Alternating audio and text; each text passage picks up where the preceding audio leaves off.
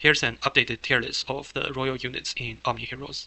As you can see, I added an S plus tier between SS tier and S tier. So in a way, I power creep the tier list to reflect the power creep of the game. A lot of heroes change their position in the tier list. Let's talk about them. It seems that the Elmer plus Undying Shield combo in Rift Odyssey game mode is here to stay, and there are a lot more difficulty added to the Rift Odyssey game mode. So Elmer is in the top SS tier because he is absolutely crucial in one game mode, and in other game mode he's also useful and he's really good in PvP. Seraphina also get moved to the SS tier because she's an essential part of this combo. I need a name for this combo. So this combo where Seraphina will cast her ultimate first, and Astrid will duplicate the second ultimate, which is a trooper. So she will cast her ultimate twice, and that will significantly increase your team's damage. This is a very important combo, and I need a name for it. So if you have a good name for this combo, then leave it in the comment section. Seraphina is good in that combo, and she's also very useful in both PvP and PvEs, and she also deserves in SS tier. So Elmer and Seraphina is not as crucial. They are not. They are also very crucial, but they're not as broken as Astrid and Eudora. But since most people already know Eudora and Astrid are broken, so I can also squeeze some other very important hero in the SS tier to show people they are also very important. I think these three heroes, Eudora is not in the Oracle shop. Astrid and Elmer and Seraphina are the first heroes you should prioritize in Oracle shop. Thea got moved to S plus tier because she recently got buffed.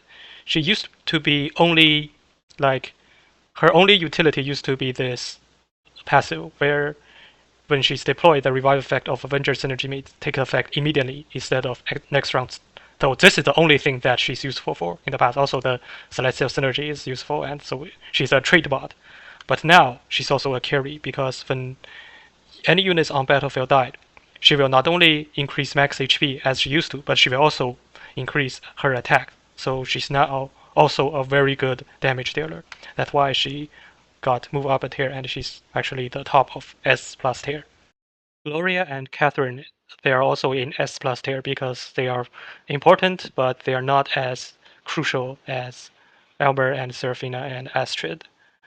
And Jenna also got buffed last season, so she's not technically buffed, but the extra slot on for the summoned unit really helped her a lot.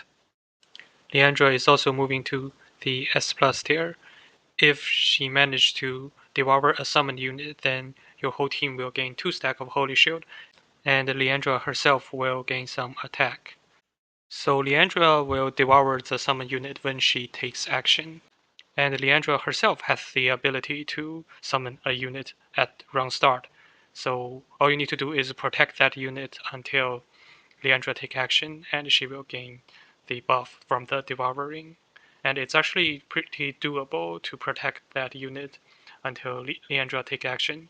And if you can manage to have Leandra devour one unit every round, then you basically have 2 stack of Holy Shield on whole team every round, and Leandra's attack will like skyrocket, and that's very good in mostly PvE, but in against other players, Leandra is also a really good unit because she basically casts her ultimate every round, and when you are in PvP, you and your opponent has similar power level, and the important stuff is casting ultimate multiple times, and Leandra's ultimate actually does damage.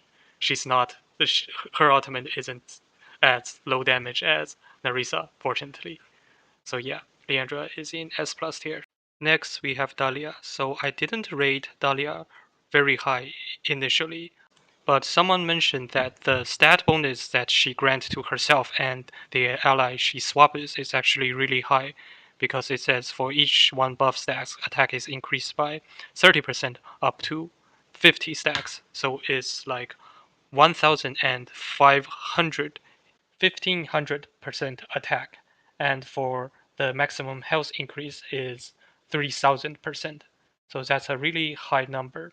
Another thing about Dahlia is related to the patch note. So after the update on Tuesday, Now all the swap effect will be limited to units in the same row. I think by same row they mean the same column, so the same line. So because usually the rows are horizontal, but now that backline will only swap with backline and frontline will only swap with frontline. And since there's only two positions in frontline, we can now control who Dahlia swap with. And that's why Dahlia is in S plus tier. So I said Mulan was the best new hero, but now I think Dahlia is the best new hero. And Wukong is getting placed in S tier for the similar reason. So now, if we put Dahlia and Wukong both in frontline, then whenever Dahlia takes action, she will always swap with Wukong, and Wukong will perform more and more basic attack due to his passive. Okay, moving on.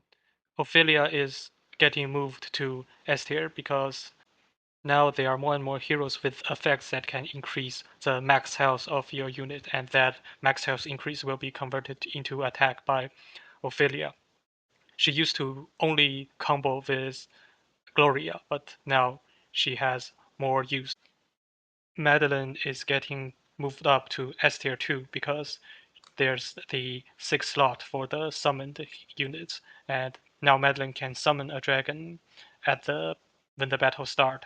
And that's really impactful because Madeline's dragon can actually deal AoE damage multiple times, and that will pop a lot of Holy Shield. So there are heroes getting moved up, so there are also heroes getting moved down. So for Narisa, I really like this hero, but she's getting moved down to A tier. Her damage is just too low. She's still really good in Avengers team, so she's part of the best Avenger team, but she's not the most crucial part. And she did receive a buff, but that buff didn't affect anything.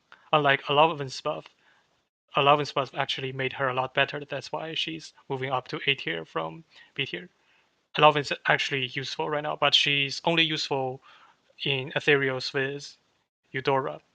She's also not great utility. So for Elawan and Narisa, they are both like relatively new heroes, and they are like really hard to get, and they are not that good. So I don't recommend getting them.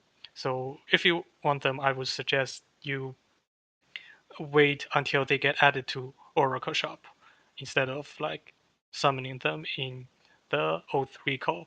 And Ariana is pretty good in especially PvP, but she's not that great in PvE, and she's just the least important part of the Glorian team. Talos and Zulahan are moved from C tier to B tier because the Monarch Mystifier team proven to be really strong, and they are part of that team. And I realized that these two heroes are actually pretty useful. So Talos will deal damage and provide a shield at the same time, and that's a pretty good ultimate. For a lot of heroes, their ultimate is just damage. And Talos' ultimate can do two things at once, and that's pretty good. For Dullahan, her ultimate deal damage and has a chance to taunt enemies for 2 rounds. That's obviously not as good as Elmer, who is guaranteed to taunt all enemies. But for Dullahan, the taunt is 2 rounds. And also, Elmer is an SS tier hero, and Dullahan, as a non broken hero, his ultimate is actually like above average. Also, Dullahan and Talos both has 115 speed, and that's faster than most hero. Unfortunately, it's slower than Eudora with skin, but as long as you are not against the most pay-to-win hero in the game with a pay-to-win skin, then these two heroes can actually kill the opponent's team before they even takes action. Unfortunately, if there are heroes moving up, then there will be heroes moving down. So the heroes that move down a tier or two, they didn't get nerfed or anything. Some of them even get buffed, but they're just being power creeped. Power creeping is almost unavoidable in game like this, so it is what it is.